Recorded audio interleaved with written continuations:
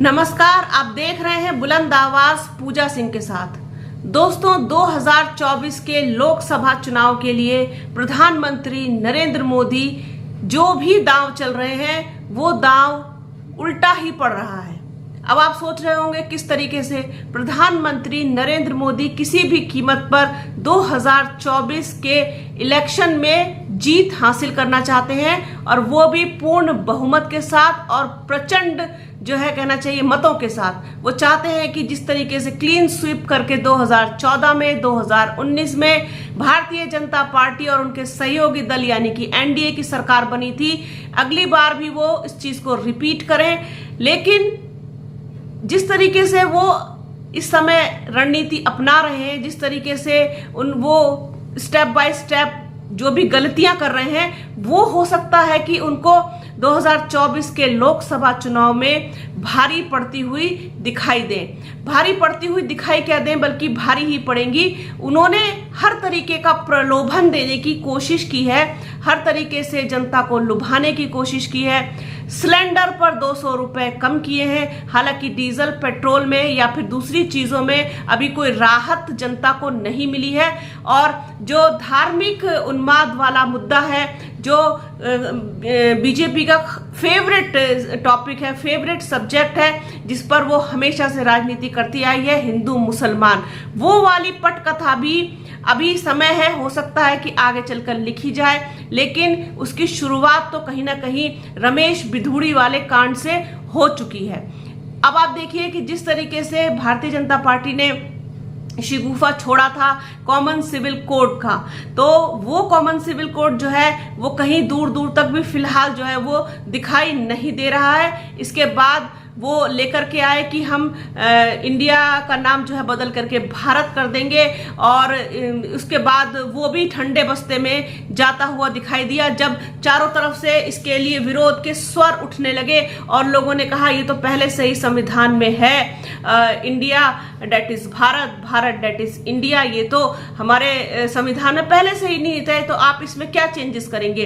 तो ये सब चारों तरफ से बातें होने लगी, और ये इन्होंने जब देखा कि ये तो पहले से ही है और लोग सही कह रहे हैं, तो ये चीज भी कहीं ना कहीं ले जाकर इन्होंने ठंडे बस्ते में डाल दी। आप ये देखिए कि जिस तरीके से ये बातें करते हैं, जिस तरीके से ये सब्जेक्ट निकाल करके लेके आते हैं, और भारत की जनता को, देश की जनता को क्या बेवकूफ समझते हैं। लोगों को सब पता है, लोगों को सब मालूम है। धर्म के नाम पर, मजहब के नाम पर जिस तरीके से इन्होंने राजनीति की है, वो कहीं ना कहीं अब लोग समझ चुके हैं, और इस पर अब दोबारा से दांव लगाना नहीं चाहते। देखिए, हर आदमी शांति चाहता है, अमन चाहता है, भाईचारा चाहता है, देश की तरक्की चाहता है, देश का विकास चाहता है, और साथ ही साथ चाहता है अपने लिए रोजगार, अपने परिवार के लिए आर्थिक रूप से सुदृढ़ता। और वो आएगी रोजगार देने से, विकास कार्य करने से, और एक जो सिक्योरिटी होती है, एक जो लगता है लोगों को कि हाँ हम सेफ हैं, अपने घर में सुरक्षित हैं, वो जब तक आप नहीं देंगे लोगों को, तब तक आप कुछ भी उनको आप हवाई बातें कर लीजिए, उनको कोई सपने दिखा लीजिए, इंडिया का नाम भारत कर लीजिए, कॉमन सिविल कोड लिया, इससे आम आदमी को क्या फायदा है। वो ये चीज सोचता है। लोगों ने अब सोचना शुरू कर दिया है। मैं ये बिल्कुल नहीं कहूंगी, मैं अपने हर वीडियो में इस चीज को बार बार कहती हूँ, क्लियर करने की कोशिश करती हूँ कि मैं ये बिल्कुल नहीं कह रही हूँ कि 2024 में क्या होगा, कौन आएगा, कौन क्लीन स्वीप करेगा, किसकी सरकार बनेगी नहीं बनेगी, वटेवर जो भी है। लेकिन इस वक्त जो मौजूदा सरकार है, जो मौजूदा प्रधानमंत्री हैं नरेंद्र मोदी, वो कहीं ना कहीं अपने ही किए गए फैसलों पर, अपने ही सुनाए गए फैसलों पर बैकफुट होते हुए दिखाई दे रहे हैं। अभी ताजा उदाहरण आप देखिए महिला आरक्षण बिल का। महिला आरक्षण बिल को लाने के लिए इन्होंने संसद का विशेष सत्र बुलवाया, इतना जोर शोर से सारी चीजों को इन्होंने उसका प्रमोशन किया, विज्ञापन किया।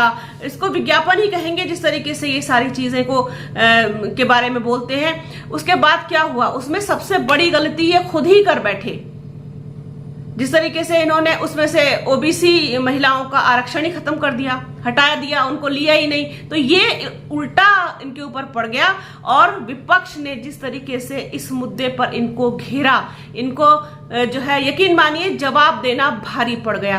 राहुल गांधी इस समय बेहद मुखर होकर के प्रधानमंत्री नरेंद्र मोदी को और भारतीय जनता पार्टी को घेरते हुए दिखाई देते हैं। हर मुद्दे पर वो हर मुद्दे पर बोल रहे हैं, हर मुद्दे पर बात करते हैं। और इस वाले मुद्दे को भी उन्होंने जिस तरीके से उठाया, उन्होंने जोर दिया कि आप जातिगत जनगणना क्यों नहीं कराते हैं, क्यों नहीं कराना चाहते हैं। हम तो कराएंगे, हम जब भी सरकार में आएंगे, जब भी सत्ता में आएंगे, हम जातिगत जनगणना जरूर करवाएंगे। और बस यही जो है वो कमजोर पड़ जाते हैं प्रधानमंत्री नरेंद्र मोदी। जब भी कोई जाति का नाम लेता है, जातिगत जनगणना का नाम लेता है, यहीं पर आकर के प्रधानमंत्री नरेंद्र मोदी जो है वो एकदम नरम रुख अपना लेते हैं और बैकफुट पर हो जाते हैं, क्योंकि उन्हें पता है कि जो उनकी कमजोरी है अगर वो सबके सामने आ गई तो जो उनकी सबसे मजबूत कहना चाहिए कि रीढ़ है, जो सबसे मजबूत उनकी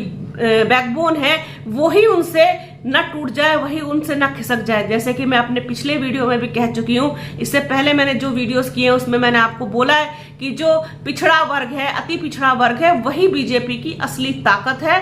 और पता नहीं कैसे ये इतनी बड़ी गलती कर बैठे कि उस आरक्षण बिल में से इन्होंने ओबीसी को हटा दिया।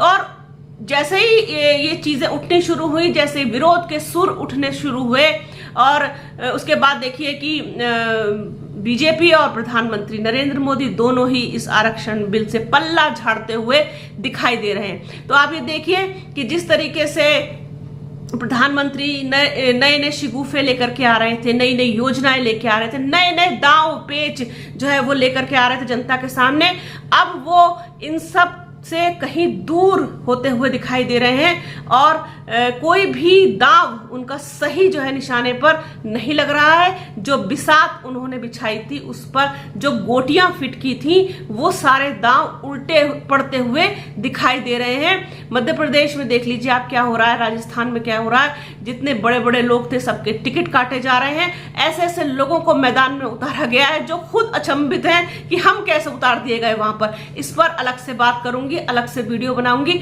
अभी सोचा कि आप लोगों के साथ इस चीज को साझा किया जाए कि जितने भी दांव प्रधानमंत्री नरेंद्र मोदी ने अब तक चले हैं 2024 के चुनाव को जीतने के लिए, इस देश की जनता को एक बार फिर से बेवकूफ बनाने के लिए, वो कहीं ना कहीं उन पर ही उल्टे पड़ते हुए दिखाई दे रहे हैं। तो इस तरीके की और तमाम बातें, तमाम मुद्दे आपके साथ हमेशा साझा करती रहूंगी। आप बने रहिए बुलंद आवाज के साथ। हमारे चैनल को लाइक कीजिए, शेयर कीजिए, सब्सक्राइब कीजिए। अपना और अपनों का प्लीज बहुत ख्याल रखिएगा। जल्द मिलूंगी आपसे एक नए वीडियो में एक नए मुद्दे के साथ। तब तक के लिए जय हिंद।